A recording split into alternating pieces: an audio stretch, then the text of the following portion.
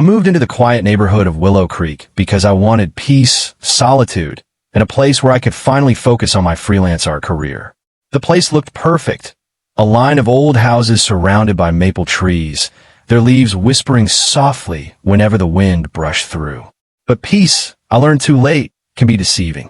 The first few nights were calm, almost soothing, but that comfort began to rot away the moment I started noticing my neighbors. The first one was Mrs. Danner, a frail old woman who lived directly across from me. Every morning, she sat by her window, staring at me while sipping tea. At first, I thought she was just lonely, maybe curious about the new girl in town.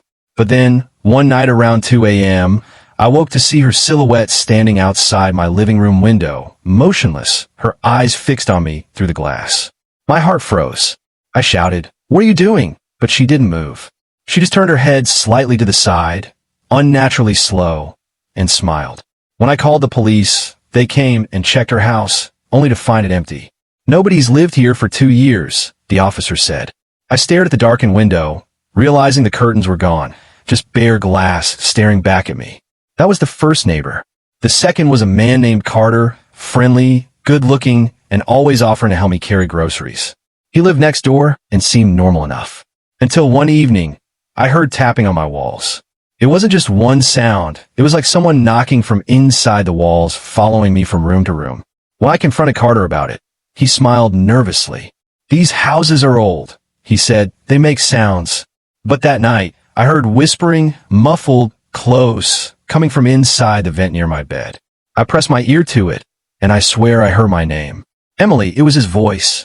My stomach twisted. I ripped open the vent and found a small hole leading into the wall cavity, and inside it, a camera lens pointing straight into my bedroom. I screamed and called the police again.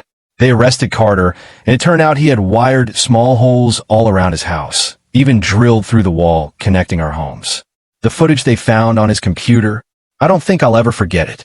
He had been watching me sleep for weeks. I moved to another apartment complex across town within days, thinking I could finally start over. But my third neighbor, the man in 3B, was worse.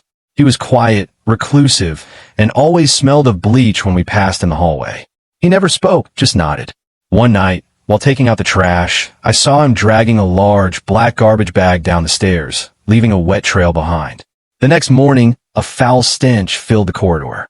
I tried to ignore it until the building manager knocked on everyone's door, saying someone reported a missing tenant from 3C, a young woman.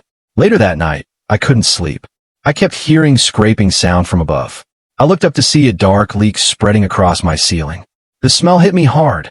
Iron decay rot. I called 911, and when the police broke into 3B, they found her body stuffed in a bathtub full of bleach. My neighbor had been living with her corpse for days, scrubbing the walls over and over to hide the smell. The moment they let him past my door, his eyes met mine, and he whispered, "She wouldn't stop watching me either." I packed and left that same night. The last neighbor I met wasn't even human. I moved into a small countryside cabin after all that. No shared walls, no close houses, just me in the woods. My therapist said isolation might help, and for a while, it did. But then, strange things started happening. I'd hear knocking on my front door around midnight, slow, deliberate knocks. Every time I checked, nobody was there. Then I started finding things on my porch, small trinkets, old dolls, feathers, even a cracked mirror. The air felt heavy, the forest around me too quiet. One evening, while painting by candlelight, I saw something move outside the window, a tall, shadowy figure, its outline just barely visible in the flicker of light. I froze, my brush trembling in my hand. The figure stepped closer, and I realized it wasn't a man. Its limbs were too long, its head tilted unnaturally, its face featureless. I screamed and ran to my bedroom, locking the door. I called the local sheriff, but by the time he arrived, there were no footprints, no signs of anyone. The next night, I heard again, this time whispering through the wood panels.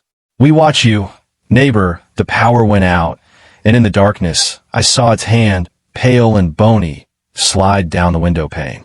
I ran from my car, barefoot, drove until sunrise, and never looked back. Now I live in a city apartment where neighbors are just noise behind thin walls. Laughter, TV sounds, normal life. I tell myself I'm safe here, surrounded by people. But sometimes when I come home, I find my door slightly open. My things moved. Once, I found a note taped to my mirror that said, "Nice painting." I never told anyone because deep down I know some neighbors don't need to live next door. Some stay with you forever.